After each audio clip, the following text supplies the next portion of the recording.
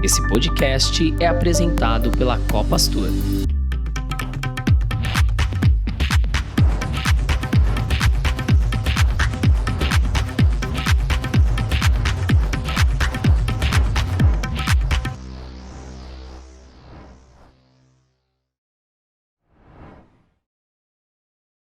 Bem-vindos ao voo do Saída de Emergência com destino ao conhecimento. Eu sou a Bárbara Moreira. E eu sou o Daniel Amorim. E juntos vamos conduzi-los no bate-papo de hoje. O propósito deste podcast é elevar a consciência por meio da construção colaborativa de conteúdo, transbordando para a sociedade nossos valores e cultura. Tripulantes, microfones em automático.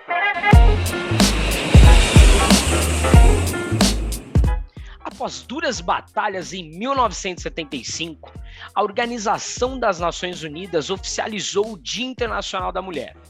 A ideia era não deixar cair no esquecimento a paralisação ocorrida em 8 de março de 57 em Nova York, quando 129 operárias de uma indústria têxtil morreram queimadas dentro da fábrica onde trabalhavam.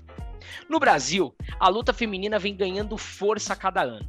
Mulheres de todas as idades reivindicam equidade salarial, liberdade de expressão, fim a todos os tipos de violência, de preconceito e o direito básico de ir e vir.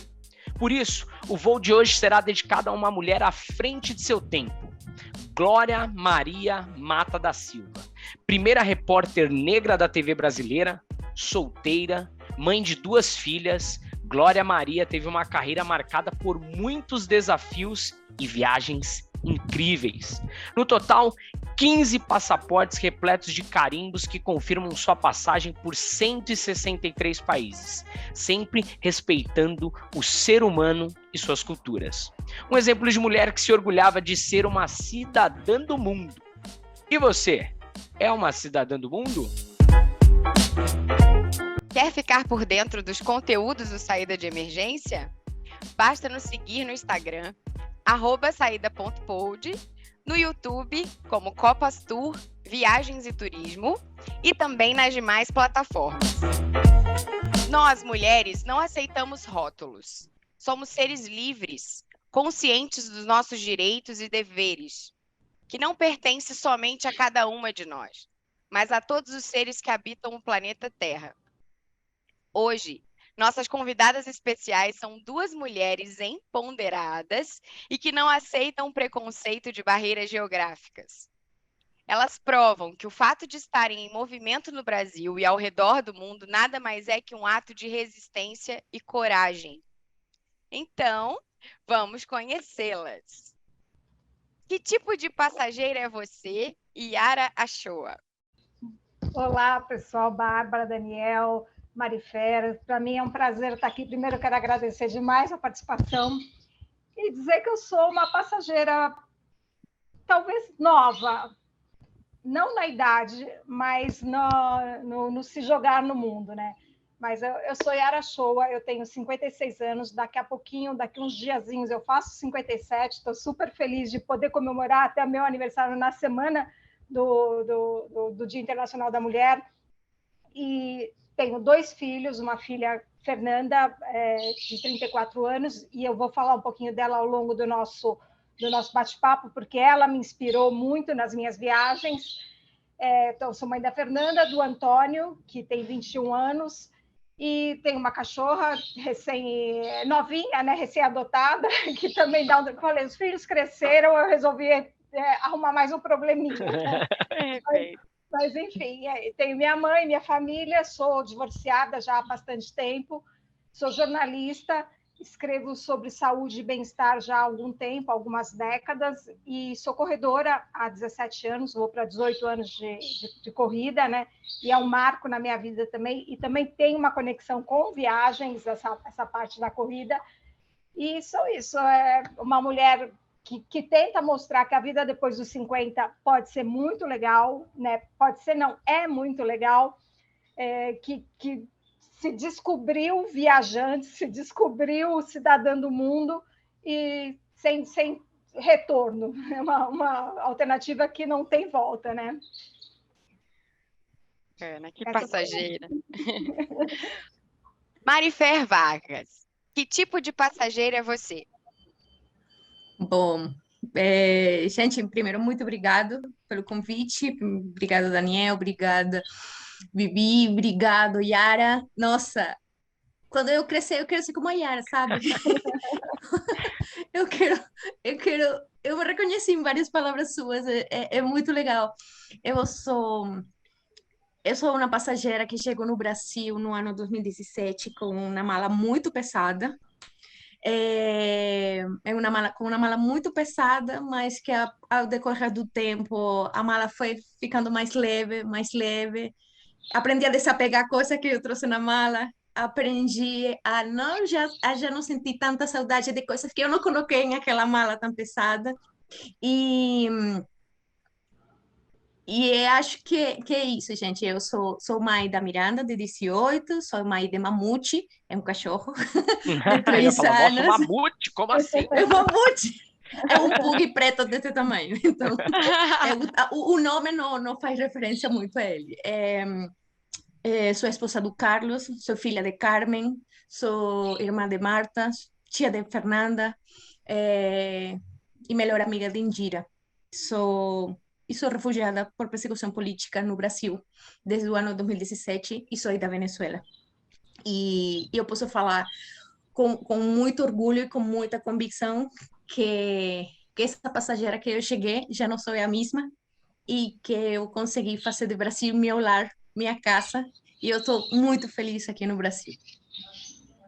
Que ótimo. Já deu para dar vários spoilers aí de muita história que a gente vai contar aqui. E eu acho que um ponto aí que a gente pode pegar como ponto de partida, Marifera, da sua própria fala é a bagagem, né? Então, todo mundo que está nos escutando vai entrar aqui com uma bagagem num formato e a gente espera que saia com outro formato. Yara, eu vou começar com você, vou fazer a primeira pergunta para você. Você tem uma frase que te inspirou, que é, na verdade, uma música, né? Um trecho de uma música do Nando Reis, se vamos todos morrer, então vamos tratar de viver. Eu queria entender de você em que momento você assumiu esse trecho da música como mantra para sua vida e o que te motivou, por quê? Olha, eu sou apaixonada pelo Nando Reis. Se ele escutar esse podcast, ele vai saber que eu sou fã número 1 dele. Eu sei todas as músicas, eu conheço todas as músicas dele, mas eu não conhecia essa música. E quando eu escutei, eu falei, é minha música, sabe? Só pode ser minha música. E foi um pouquinho antes, né? Não é uma música que eu conheço há 200 anos, ela nem é nova. Eu acho que eu comecei a escutar no começo do ano passado, assim, ouvindo por um acaso, ela, né, mexeu comigo, eu parei para escutar, olhei a letra e eu falei, é isso, né? E essa música me inspirou e foi a trilha sonora do meu mochilão, né, depois dos 50, que é o que eu falei já, que eu tenho um perfil eu tenho o meu perfil pessoal na internet, é @yarashow, e tenho um chamado A Vida Depois dos 50, né? E aí eu criei a hashtag Mochilão Depois dos 50 e essa música me acompanhou, né? Porque eu passei também por muitas coisas, né? Acho que ninguém tem a vida, ninguém faz um voo flatzinho, né? Todo mundo passa sempre tem por turbulência. Né? A vida de todo mundo é assim, mas às vezes a gente vai adiando sonhos, a gente vai adiando decisões, e essa música me pegou nesse momento de tipo, não vou mais adiar, né? Eu pensei assim, meus filhos estão formados, estão crescidos, estão bem encaminhados, minha família está bem, minha mãe está bem, né? Nós temos uma rede de apoio boa. O que mais eu vou esperar para realizar um sonho, que é viajar sozinha, sabe? Então, foi meio, né, assim, um pouquinho antes da minha viagem, que foi final de maio do ano passado, né, no final de 2022, um mochilão. Então, a música, né, surgiu na minha vida e virou esse meu mantra pouco antes da minha viagem, dessa decisão que eu tomei de fazer uma viagem sozinha, né? E para mim tem sido isso. Eu escuto quase todo dia de manhã, eu escuto essa música, porque eu falo assim, cada dia é uma oportunidade para você viver, né? Eu acho que a gente não tem que esperar, sabe? Eu falo, não é ser louco, não é ser maluco, pegar e falar assim, eu não sei se tem amanhã, Larga eu vou viver tudo, tudo né? hoje. Não é isso. Mas, assim, não adiar o sonho, sabe? É clichê falar, mas a vida passa depressa.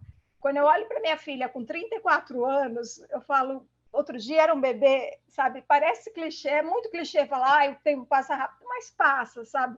E se você não vive, se você não aproveita enquanto você tem saúde, enquanto você tem oportunidade, sabe? Tudo está ajeitado, o que você vai esperar mais, sabe?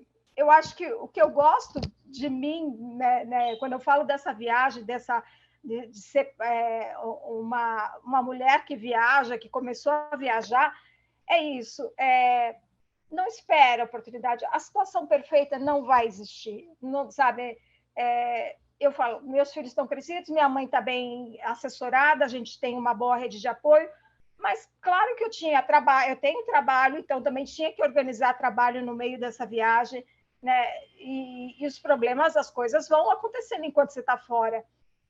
Então, é isso. A música bateu para mim nessa época da viagem, da organização da viagem, virou meu mantra e eu levo ela para mim todos os dias, sabe? Todos os dias, perfeito. É bom que não esquece ali, que tem que curtir a vida, né? E eu acho que é isso que você falou também, Yara, não deixar a oportunidade passar, né?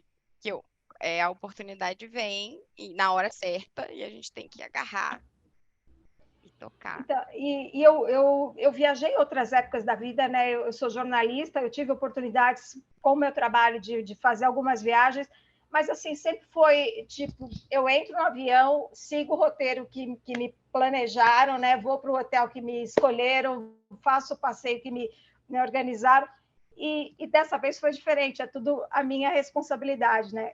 Viajar também, eu acho que é muito legal falar isso, viajar é trabalhar a autorresponsabilidade, sabe? Viajar sozinha, você trabalha muito a autorresponsabilidade, né? Isso é muito legal, te faz crescer muito. Estou falando demais.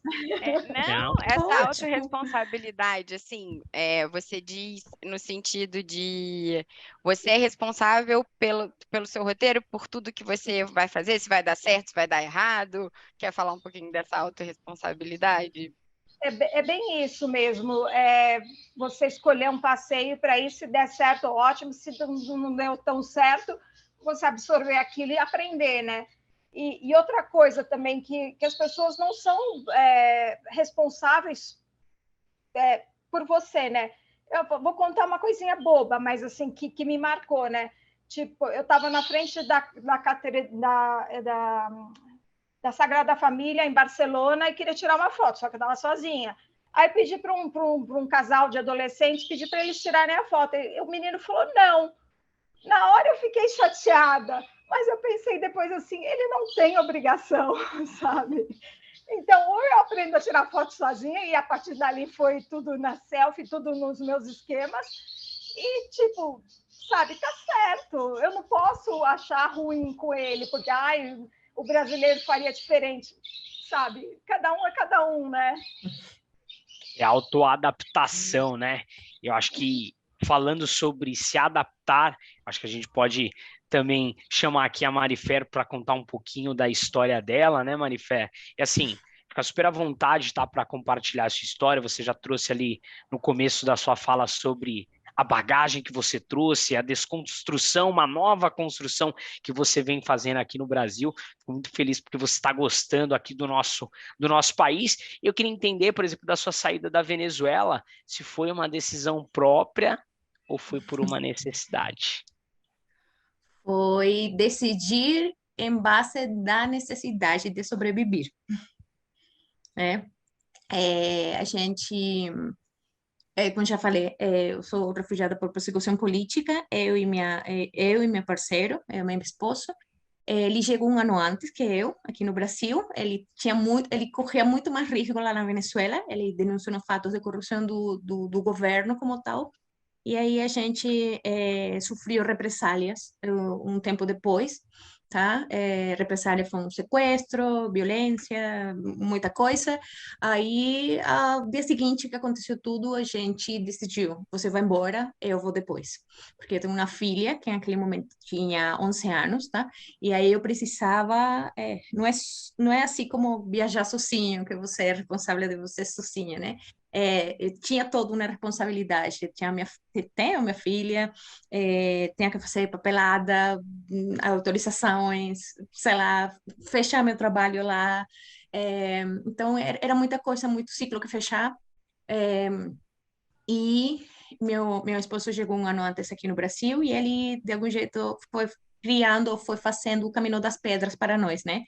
Ele chegou sozinho, ele chegou nos sistemas do abrigo, tudo, solicitando refúgio, e um ano e meio depois, Miranda e eu chegamos aqui no Brasil, por reunião familiar, e desde esse dia a gente é feliz, a gente respira em paz em esse tempo, desde esse momento, a gente dorme sem sobressalto, a gente não esquece não fecha o olho que o Brasil é um país continental que tem problemas e que tem bagunças, sim, mas eu sempre falo assim, para nós é nossa Suíça, para nós é nossa paz, para nós é nossa calma, para nós é nosso sossego, com todo o que traz, com todo o problema que tem, mas para nós é isso e muito mais, né? O Brasil é nosso recomeço. Eu lembro que quando eu vim para cá, o passagem, a gente fez a travessia eu morava em uma cidade perto da capital, lá na Venezuela, são 1 hora e meia da capital, aí a gente foi até a capital, pegou um voo até o sul do país, uma cidade chamada Porto Ordaz, e de Porto Ordaz a gente pegou um ônibus até Boa Vista, 34 horas de ônibus até Boa Vista, e logo em Boa Vista pegamos um voo para São Paulo, tá? Então, nossa mala foi feita desde a capacidade que a gente podia colocar no voo. No ônibus você podia colocar tudo, né? Aí, cada mala de cada uma de nós pesou 20 quilos. E aí eu lembro que eu durei 1 semana e meia fazendo a minha mala, até que eu tive que ligar para meu irmão. Eu sou a mais caçula de 3 irmãos, e meu irmão é militar, e ele tem uma visão exata da organização. E eu falei para ele, cara, eu preciso que você feche minha mala, porque eu já fiz umas 40 vezes. Eu não sei o que colocar na minha mala, porque não é a mala que eu vou trazer com roupa suja, é a roupa que eu vou lavar lá. Eu preciso que você, por favor, me ajude a fechar minha mala. E eu preciso colocar isto que está aqui sobre a cama, né? E aí ele começou a editar, falou, você não vai necessitar disto, você não vai precisar disto, você não pode levar isto, você tá, sei lá. E minha mala pesou exatamente 20 quilos. Tinha muita coisa que eu queria colocar dentro da minha mala, que eu já não tenho mais. Que eu tive que aprender a desapegar, que eu tive que aprender a aceitar que a minha mãe falasse, Mari, eu posso desapegar dessas coisas que estão aqui para doar. Mari, eu posso dar para fulano, para mengana, lá na Venezuela. Mari, a tia fulana chegou e você lembra tal vestido que você gostava? Ela pediu, você pode dar? Sei lá, aprender a me desapegar de coisas que foram parte do momento da minha vida, mas entender também que aqui no Brasil eu podia e posso reconstruir uma vida, né? Brinquedos da filha, livros, meus livros, minhas coisas, meus apegos. Chegou um ponto que eu já nem queria colocar na mala coisa, senão falava assim, mãe, você pode entrar na minha mala? Meus cachorros, meus amigos, minhas lembranças, minhas coisas, né? E quando eu entendi aqui no Brasil que eu posso fazer amigos, que eu posso construir lembranças novas, que eu posso comprar livros, não são em espanhol, é um transtorno comprar livro em espanhol aqui em São Paulo, né? Mas já tá falando bem o português. Tive que aprender, né? Perfeito. Tive que aprender. Coisa tipo, quando eu aprendi que eu posso renovar minha vida aqui no Brasil, eu falei, não faz falta mais nada. Não preciso de mais nada dela. Mari, Então, é linda demais essa sua metáfora da mala. Eu estou aqui emocionada e arrepiada, porque Porque tem total Colocar a sentido, vida numa né? mala, né? É uma vida e uma mala, né? E a gente consegue desapegar, né? A gente consegue desapegar sim, tanto que quando eu aprendi a desapegar, eu não sabia que poderia, não? E que é um assunto, envolve todo um assunto psicológico e emocional e, sobretudo, socioeducativo do refugiado, não é? Um assunto muito interno. Quando você, qualquer pessoa que vem de uma zona de conflito, de uma situação de muita vulnerabilidade ou de muito perigo, você geralmente sai é, tecnicamente com a roupa do corpo, sabe? Com aquele apego das coisas materiais, você esquece porque você só pensa na sua vida. Tanto é que tem um percentual bastante alto das pessoas que vêm de zonas de guerra que só conseguem, como se chama, resgatar os documentos pessoais. E o resto é esquecido, o resto fica lá atrás, nos escombros, lá no entulho, lá na guerra, lá em tudo isso. E quando a gente chega a um lugar novo, onde a gente se sente em segurança, onde a gente está num processo de acolhimento, de cuidado, você começa a desenvolver o que na época dos 40, 50 chamavam do síndrome da pós-guerra. E você começa a guardar tudo. E guarda e acumula, e acumula, e acumula, e acumula, e acumula. E tudo que você dá para você, você guarda e você começa a se apegar e começa a se apegar. Não serve em você, você não vai usar, mas você precisa guardar. Né? Você precisa guardar, porque é essa sensação de não ter nada, né? E você depois, muito tempo depois, olha e fala, o que é isso, gente? Por que eu guardei isto? Eu não estou usando, eu não preciso, nem cabe em mim, ou não estou usando. Por quê? Aí começa o processo de desapego, né? Quando eu aprendi esse processo de desapegar, sobretudo quando desde que eu cheguei no Brasil, eu sou coordenadora pedagógica e logística de um abrigo para refugiados. Então, eu atendo pessoas de todas as nacionalidades. Atendi em um primeiro momento a gente da Venezuela, logo passamos a atender pessoas da América Latina, agora estamos com o processo dos afegãos, tá? Então, quando você se reconhece em essa outra pessoa que também chega e que também passa por esse mesmo processo, você fala, eu não preciso mais nada, eu estou vivo. Sim. Eu estou vivo. Minha filha está viva, meu marido está vivo, eu consigo fazer uma vida aqui, eu não preciso de mais nada. Claro, tenho que me vestir, né? Tenho que ter um mínimo de comodidade, tenho que ter um mínimo de tudo. Mas eu já não sinto apego para aquelas coisas que eu sentia antigamente, né? E quando você consegue passar isso para as pessoas que estão nesse primeiro momento, quando você chegou, você se reconhece e você só fala para eles, vamos ter um pouco de paciência.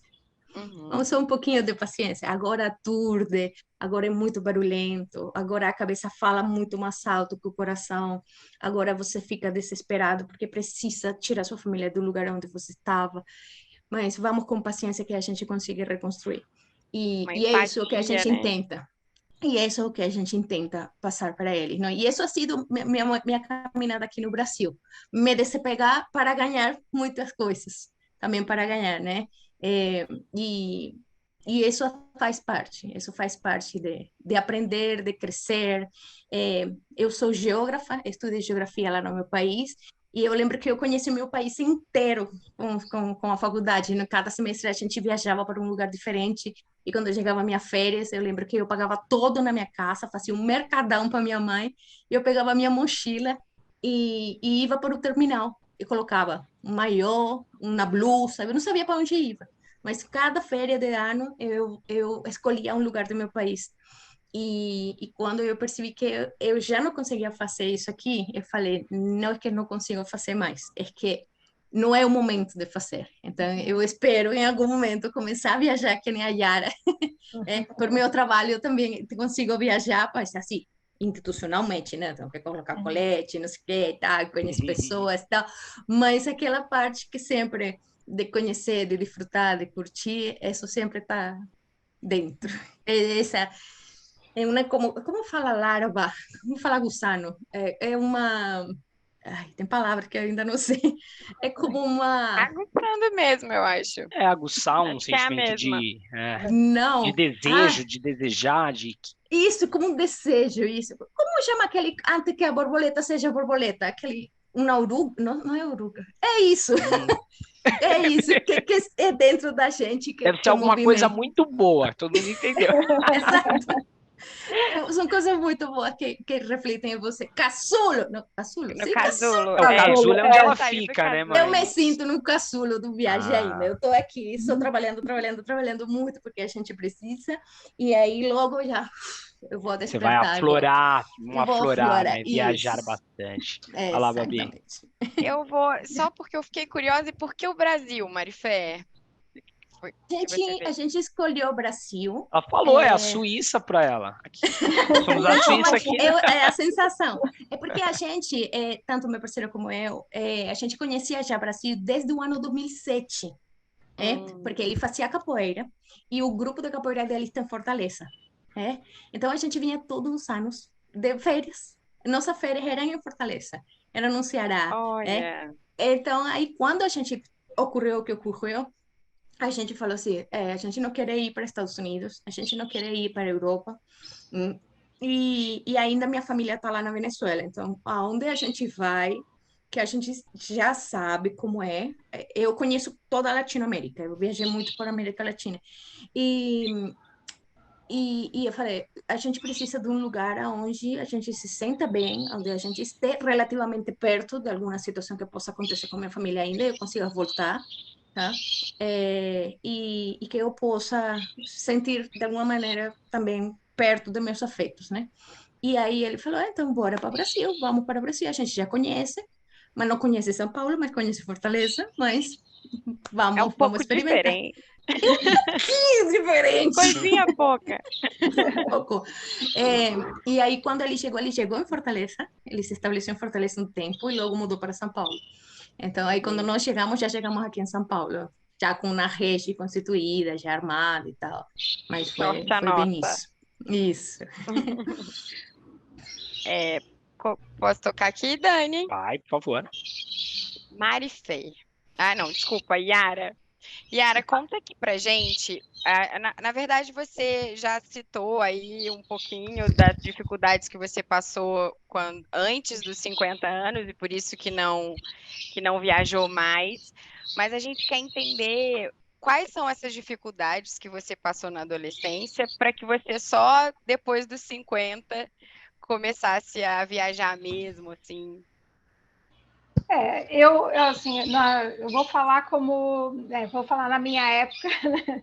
Mas assim, a gente no primeiro não era incentivado pelos pais a ganhar o mundo, assim, era muito raro, era mais difícil, né? Hoje a gente incentiva, a gente mostra para os filhos e quer que eles vão atrás do mundo mesmo, né? Então, você não tinha essa cultura de, né, filha vai viajar fora, tal. Acho que raríssimas as pessoas que estudavam fora, que amigos iam estudar fora. Na minha época não tinha isso, né? E assim, sou a terceira filha de 5 filhos, né? Nós somos em 5 irmãos e tudo meus pais pagando colégio particular, a gente vivendo numa vida classe média, assim, nada de luxo, mas né, o básico a gente tinha. E a minha família, eu sou de descendência árabe, minha mãe é filha de libanês, né? Eu sou neta de libanês, e tem um pouco da cultura machista ainda, né? Então, assim, na cabeça da minha mãe, as mulheres, as meninas, eu e minha irmã, tínhamos que até fazer uma faculdade, sim, ela sempre incentivou isso, mas a gente era meio que assim, melhor vocês casarem bem e ter a familhinha, né? Os filhos, casa, família, tudo isso.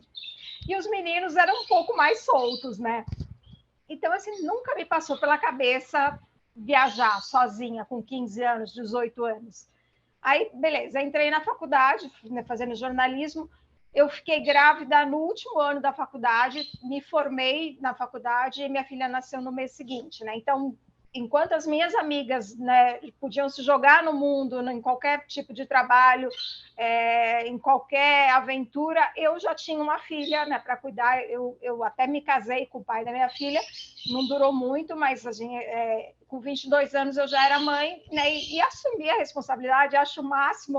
Eu falo, olhando hoje, eu adoro ter essa história. Eu acho que a minha filha mudou a minha vida, né, transformou. Claro que é difícil no começo, né, ainda mais naquela época. Uma menina uma mulher de 22 anos naquela época é diferente de uma mulher de 22 anos hoje, né? Mas, enfim, assumi essa história, né, da minha filha, eu já tinha, eu não podia me jogar em qualquer coisa, né, o que a Mari falou, né, da responsabilidade do filho, quando você tem alguém que depende de você, você já pensa 1000 vezes, né? Assim, mas ela nunca me prendeu também, né? Só uma passagem engraçada relacionada a viagens. Aí, assim, quando eu tinha 26 anos, eu me separei do pai dela, e a primeira coisa que eu fui fazer foi viajar com as minhas primas, né? Aí, só que no esquema perrengue, né? Fomos de ônibus até Fortaleza, né? 3 dias viajando. Olha! E assim, e lá em Foi Fortaleza, comemorar. lá em Natal, eu conheci um cara, e assim, tipo, recém-separado, tinha acabado de separar. Eu achei que já era o príncipe da minha vida, né? O príncipe que minha mãe queria. Imagina que louca, né? 26 anos, recém-separado, uma filha de 4, já achando que eu ia ficar em Natal, né? Mas, enfim, foi uma aventurazinha, assim, né? Naquela época a gente trocava cartas, assim, eu lembro de ter escrito para ele, ele respondeu algumas vezes, mas nunca mais a gente se viu pessoalmente, né? Então, essas dificuldades tiveram na minha vida, eu tive na minha vida, né? Assim, um pouco da criação familiar, um pouco da cultura em que eu vivia, um pouco das condições e também de ser mãe nova, né? E a partir dali, eu sempre exerci o jornalismo, sempre trabalhei em redações e tudo.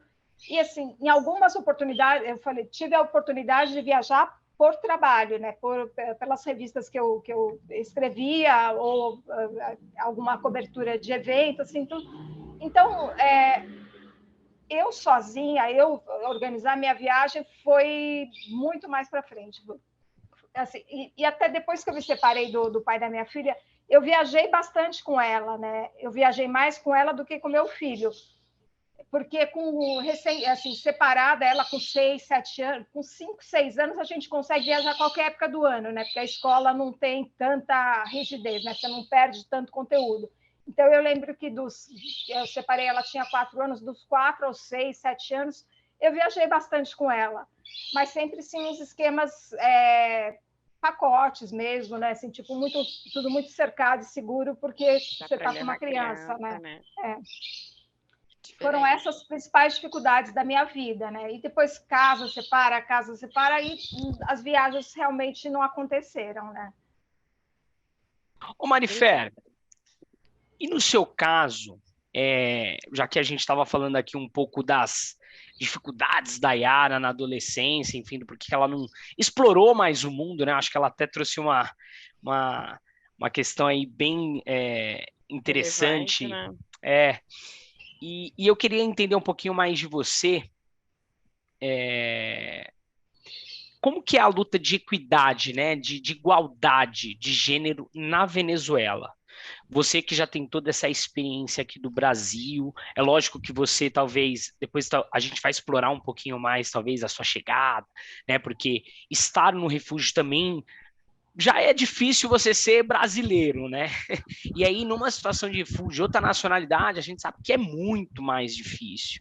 E aí, trazendo para essa questão de equidade, de gênero, como que é na Venezuela? Você acha que está mais complicado do que o contexto brasileiro? A Venezuela não escapa daquele câncer que chama machismo na América Latina, né? Então, não fuge disso.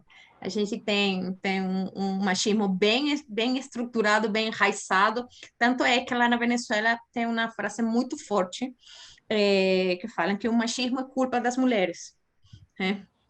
Porque são as mães que falam, não chora como uma menina.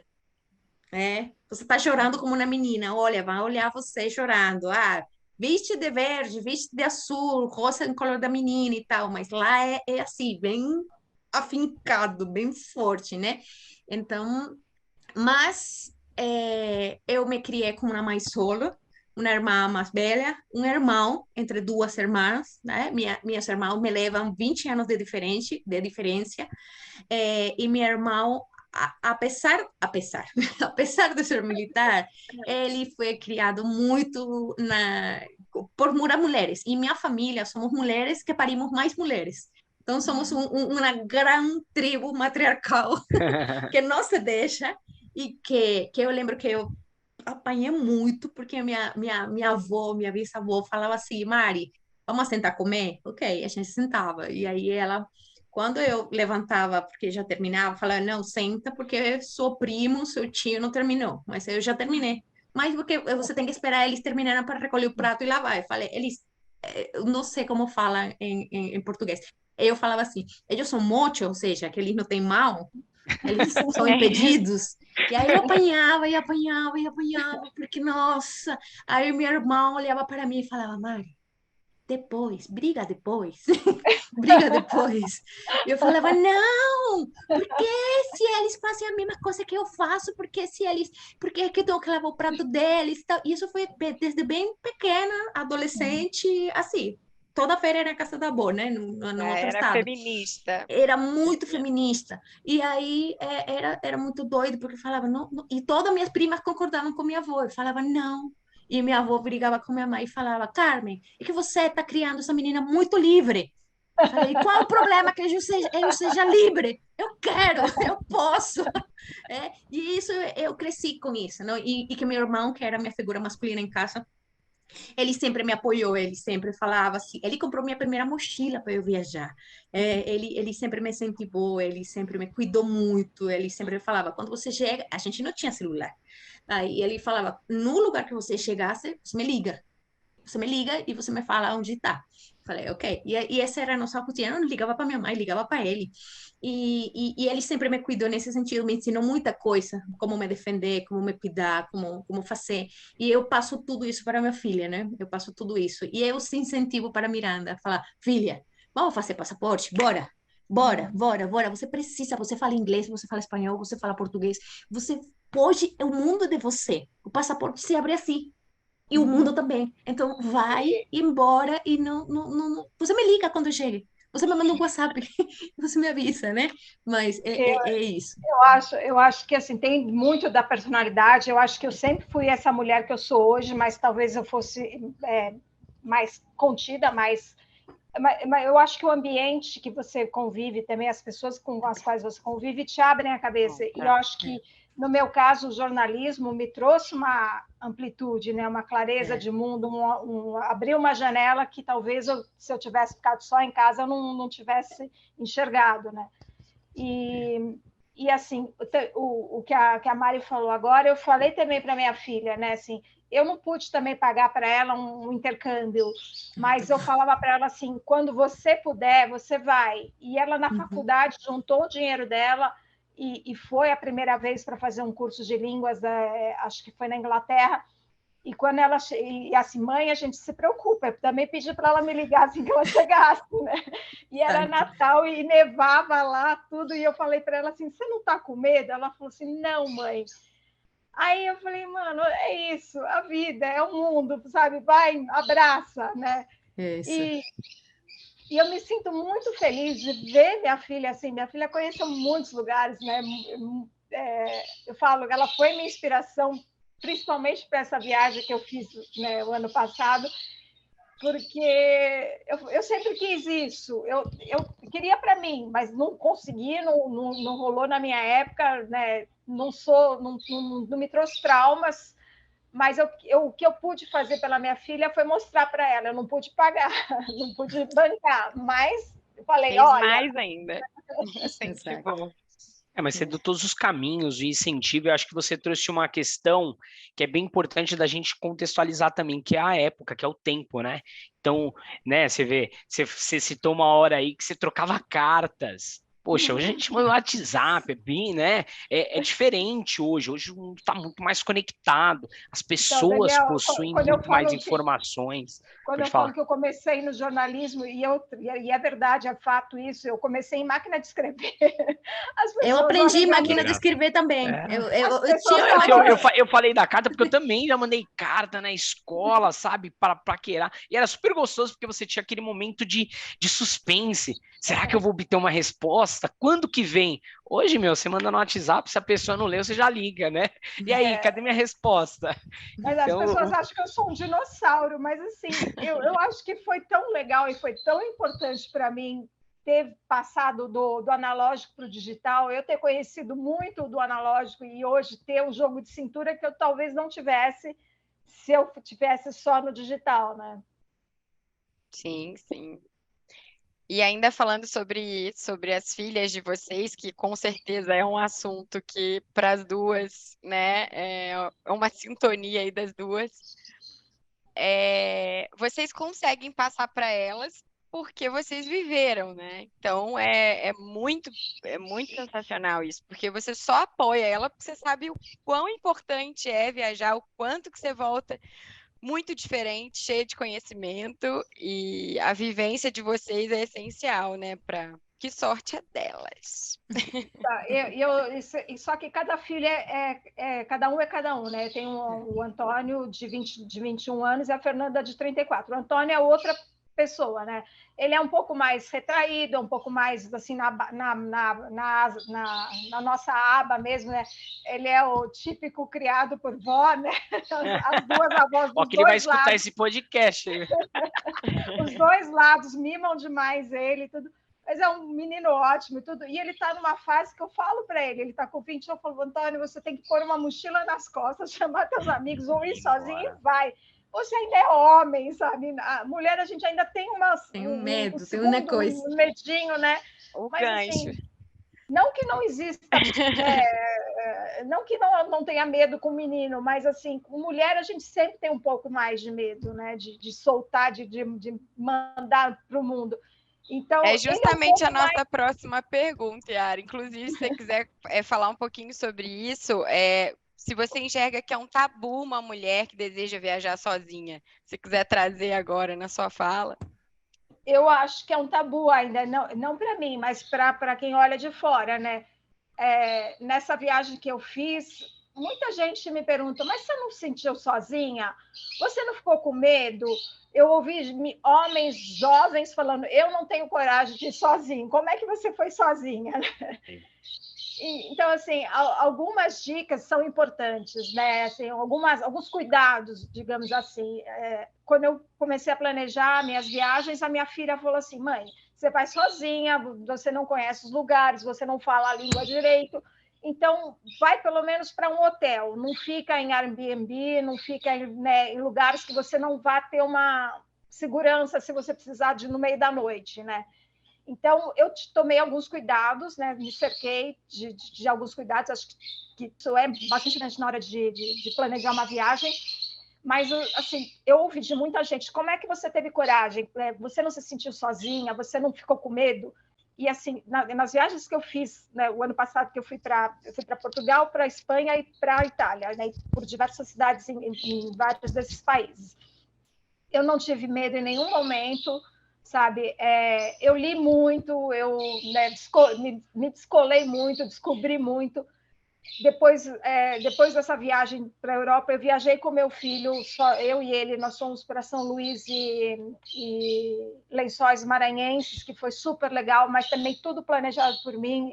Isso eu achei legal, tipo, mostrar para ele como é legal viajar, né? Assim, tipo, a mamãe é que fez tudo, a mamãe que descobriu essa pousada, a mamãe que separou esse passeio. E também fui no final do ano, aí fui com a minha filha, nós fomos para Cuba, que foi maravilhoso. Foi uma viagem assim também, sabe, de mãe e filha, uma coisa legal, que nós duas organizando, né? E foi demais.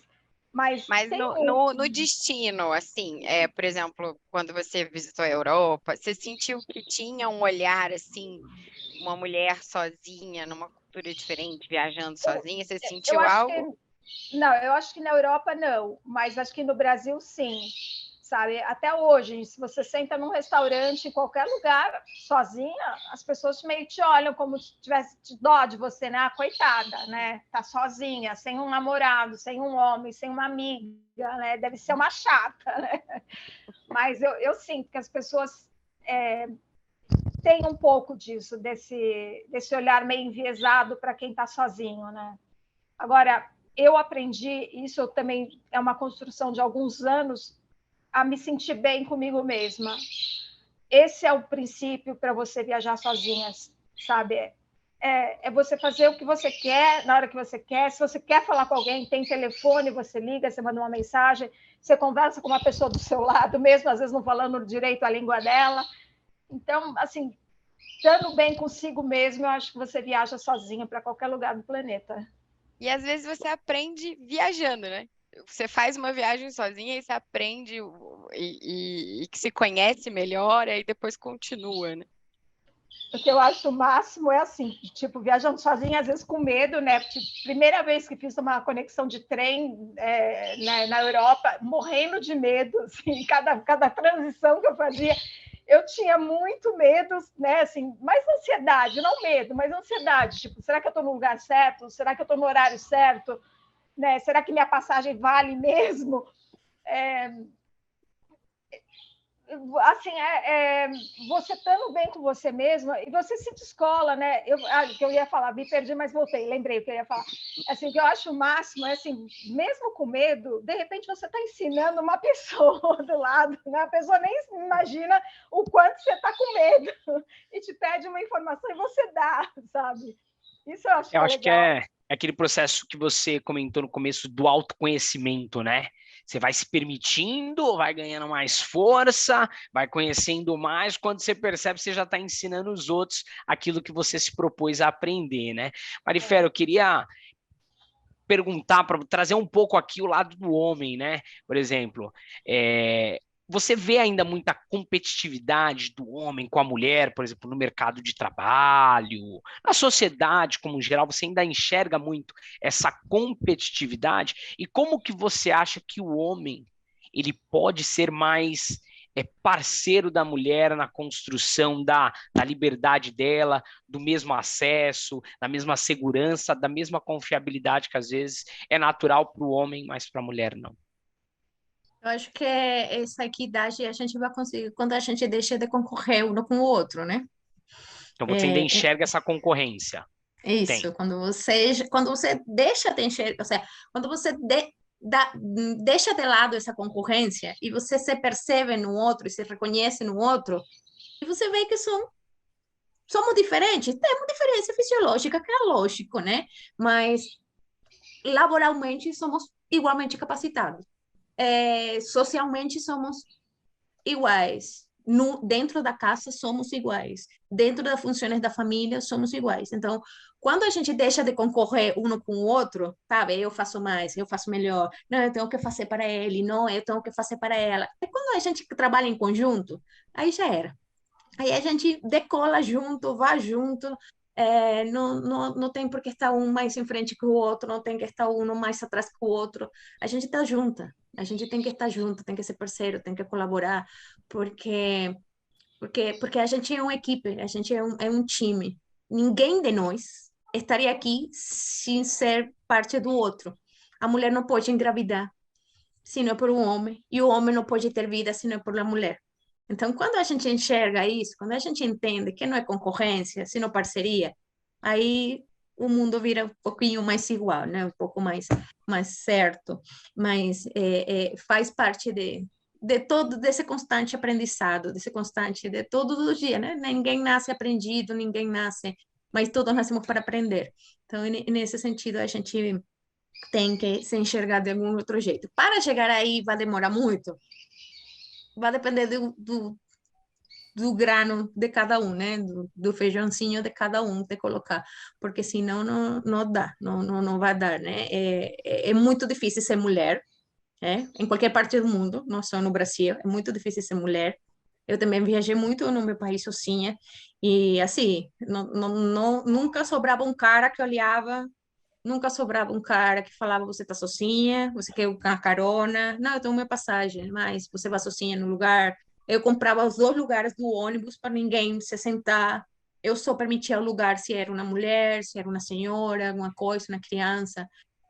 A gente aprende também a tomar certos cuidados, né? Eu também passei muita perrengue, assim, que o ônibus quebrava na metade da noite na estrada, e aí a descer todo mundo a esperar o ônibus da madrugada que passava, não? E chegar assim na estrada Você espera, tipo, assim, uma garrafa de água e o cara fala, você quer água? Mas não é água, é água com intenção, não, não falar no cara, não. Aí eu mordia minha língua e salivava e eu, calma, Marifer, não liga para seu irmão, não liga, não liga, não liga, porque tem que aprender, porque você escolheu, porque você decidiu, porque você tem que aprender sozinha, né? E isso fortaleceu muito, muitas coisas, tanto é que eu acho que muito tempo depois do sequestro, da violência que eu sofri, todo, eu consegui me reconstruir muito mais rápido, porque eu nunca deixei de acreditar na minha própria força, né? Eu nunca deixei de acreditar em o que eu poderia fazer, e sonará cruel, mas eu falava, infelizmente, Marifer, você não é a única, você não foi a última, e não vai ser a última que aconteceu com você. Então, você tem que ser forte, você tem que aprender a se amar com todo o que você tem dentro. Você tem que aprender porque alguém está olhando para você. Sua filha está olhando para você. E se você é forte, ela vai ser forte. E muitas pessoas que você conhece ao redor precisam dessa força. Você nunca sabe quem olha para você, quem escuta você, e para quem você acaba sendo inspiração ou exemplo, ou de quem você se inspira e pega esse exemplo. Então, eu me fortaleci muito logo disso, maioritariamente, porque eu sempre teve muito, eu acreditei muito sempre em mim, né? E isso é resultado do cuidado que meu irmão teve comigo, da minha mãe, que sempre foi mais solo, então ela sempre se engajou com muitas coisas, é, sei lá, meus amigos, minha parte da minha família, e quando tenho a Miranda, eu falo, é isso, eu tenho que passar para ela, né? Eu tenho que passar para ela. É normal sentir medo? Sente. É saudável sentir medo, porque no medo é que você entende que você é vulnerável e você tem que permitir ser vulnerável. Porque quando você aprende a ser vulnerável, você fica mais forte ainda, né? Porque você reconhece. Então, tem medo? Faz com medo. Pega Vai esse com ônibus medo com mesmo. medo. Eu vou com medo mesmo, tá? Aperta os dentes, vai, você joga, vai em frente, né? E o medo também impulsiona, o medo também faz a você sair desse lugar, né? Dessa zona de conforto. E faz a você se jogar ao mundo e a experimentar coisas diferentes que você não sabia que você podia fazer. Eu aprendi aqui no Brasil que eu sabia fazer muita coisa. Falei, meu Deus do céu, eu sei fazer tudo isso? Eu posso fazer tudo isso?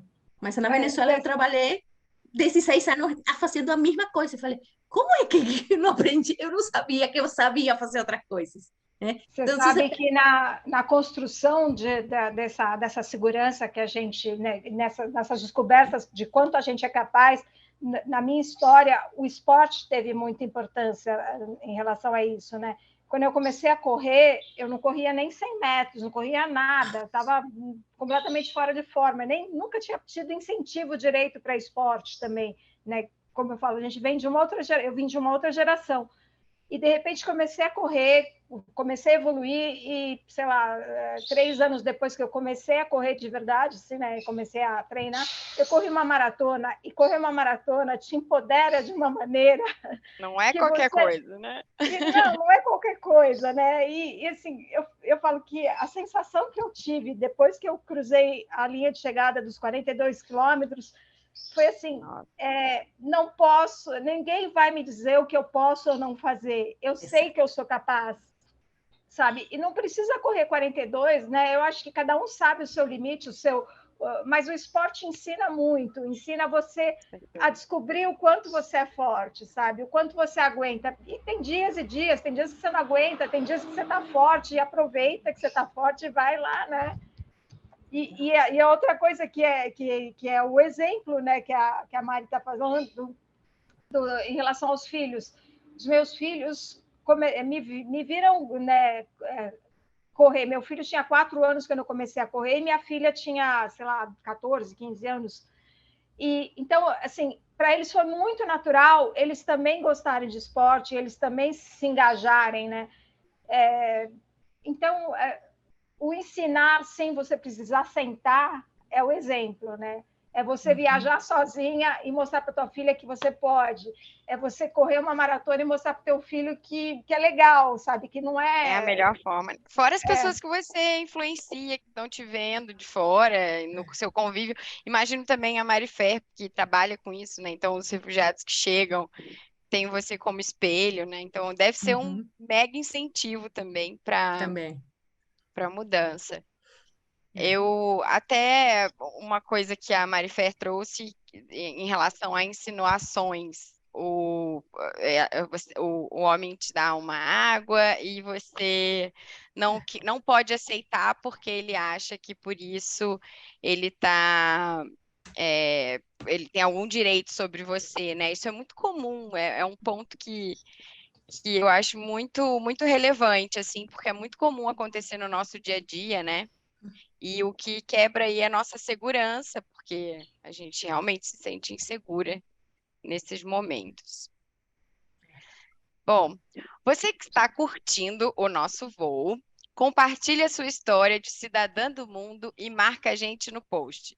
Hashtag sou cidadã do mundo e hashtag saída de emergência. Bom, já que a gente falou aí também de alguns perrengues, a gente vai promover aqui um joguinho rápido, tá? O nome dele é Cilada ou Oportunidade. A gente vai falar uma situação e aí, de acordo com a sua opinião, você vai falar, putz, para mim é cilada por isso ou é oportunidade por causa disso, tá bom? Pode falar, Marifé. O que significa selada? Cilada é como se fosse uma pegadinha, uma coisa que... Uma roubada. Uma armadilha, uma roubada. Ok. Que tenho que Por exemplo, igual da água que você falou. Você acha que ele vai te dar água para te ajudar, vamos dizer ali. Mas, na verdade, ele está, enfim, querendo algo mais, entendeu? Exato. Uma intenção. Tá bom? Ok. Vou começar com você, então, Yara. Aí a Marifer vai pegando mais ou menos como que é. A primeira situação, sair à noite para uma balada que você ouviu algumas pessoas locais dizerem que é boa. É uma cilada ou é oportunidade? Oportunidade. Eu acho que eu encararia. Porque se o medo te paralisar, você não faz nada, né? Então, vai lá, né? Eu acho que se cerca com o mínimo de cuidado, sei lá, hoje a gente fala cuidado com o celular, cuidado com o documento, mas vai lá, confere, se for completamente fora do teu perfil, vai embora para casa, vai embora para o hotel, mas eu acho que é oportunidade. Marifé. A mesma? Não, vai passar outra, Babi. Pode. Bom, tá. Marifer, programar uma viagem sem saber da cultura e costumes locais. É uma enorme oportunidade. Porque você compra uma guia, você baixa um aplicativo aqui, você vai, você precisa só o passagem de ir, aonde vai dormir, mais ou menos saber onde vai comer e voltar. Mas aproveitar todo o que pudesse, né? Eu lembro um viagem que eu fiz para Equador, fui uma primeira vez. Curti tanto, caminhei tanto, fui tanto, conheci tanto lugar, que aí em menos de, acho que em 4, 5 meses, minha filha estava fazendo aniversário e eu falei, filha, a gente não vai fazer festa, a gente vai viajar. E eu peguei a minha filha e fomos para o Equador, para o centro em Quito. E eu levei ela na Catedral Metropolitana. Sem saber nada. Eu não sabia a primeira vez que fui. Não. E eu conheci. Tanto é que na alfândega, quando eu voltei por segunda vez, e como era um tempo tão curto entre a primeira viagem e a segunda, o cara me falou assim, que tipo, no programa de televisão, pode passar por aqui? Eu falei, cara, eu não trago nada, eu só quero que minha filha curta o mesmo que eu curti há 4 meses. Eu quero que ela experimente a metade do mundo lá em Equador, eu quero que ela conheça a catedral, eu quero que ela entre na Basílica de Ouro, eu quero que ela coma cevichocho, eu quero que ela entre no Palácio do Governo, eu quero que ela experimente tudo isso. Ah, tudo bem, passa. Passou a gente, né? Convenceu. E aí, a minha filha tinha, acho que uns 10 anos. Foi um pouco tempo antes de vir para cá. E ela curtiu tanto. Eu falei, mãe, a gente pode viajar e não fazer mais festa? Eu falei, vamos.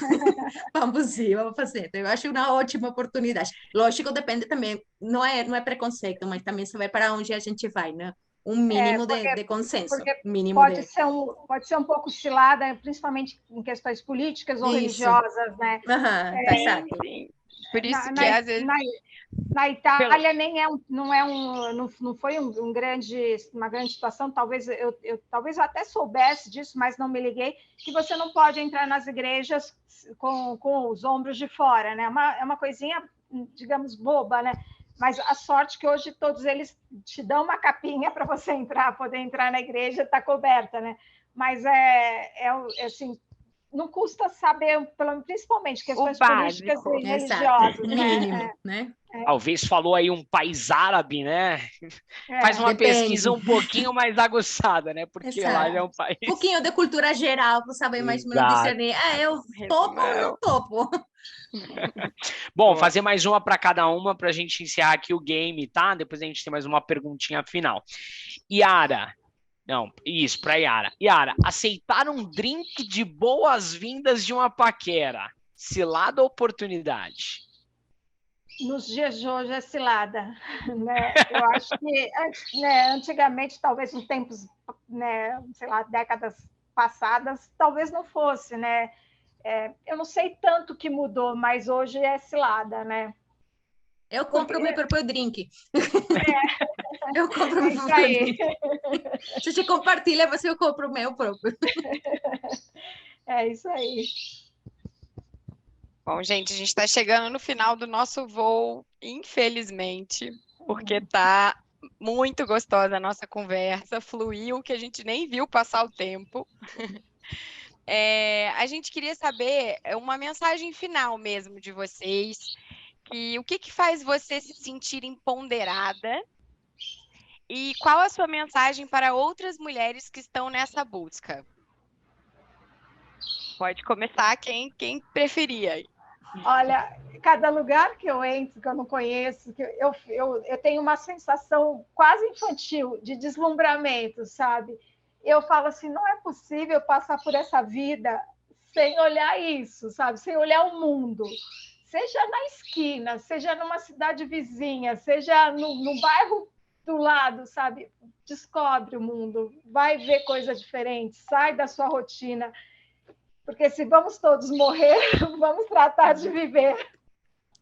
Vai esse mantra aí. Marifere, no seu caso, você teve, enfim, a outra situação que acabou te forçando um pouquinho mais, né? Mas o que também te faz sentir empoderada e qual que é a sua mensagem para empoderar outras mulheres? Se um pode, todos podemos. Né? Se um não faz, todos podemos fazer. Então, eu acho que eu sempre fui muito nutrida na autoconfiança, né?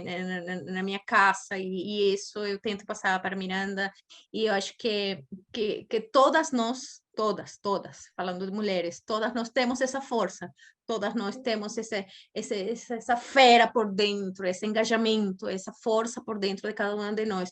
Umas é menos, outras é mais, outras na medida justa, outras nem sabe que tem, mas todas nós temos e todas nós somos capazes de tudo, né? Por algo o mundo tem nome de mulher e é Pachamama.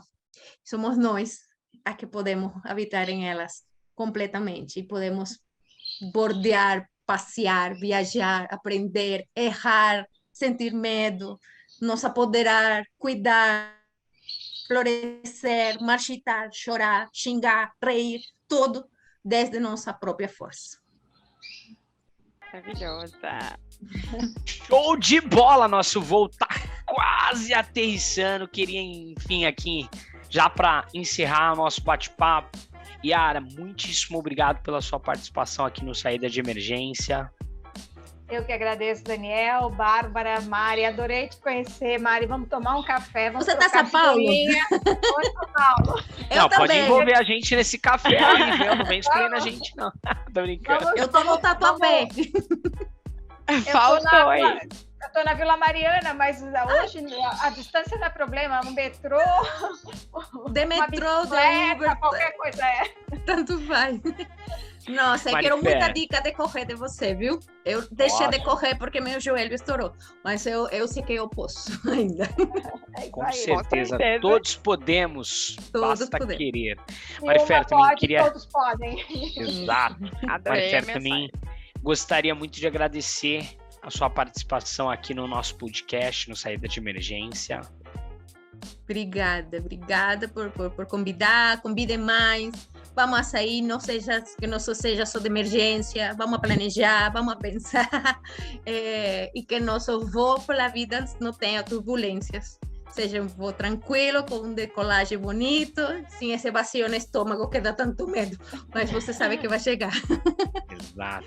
E que a vida é lógico, ela vai ser sempre com algumas turbulências, algumas um pouco mais fortes, algumas um pouco mais brandas, mas ninguém faz na vida um voo 100% suave, né? Então, você que tá aí, curtiu esse voo, compartilha com todos os seus amigos. Chegamos ao fim do nosso voo, não saia da janela e aguarde os próximos podcasts. Obrigado!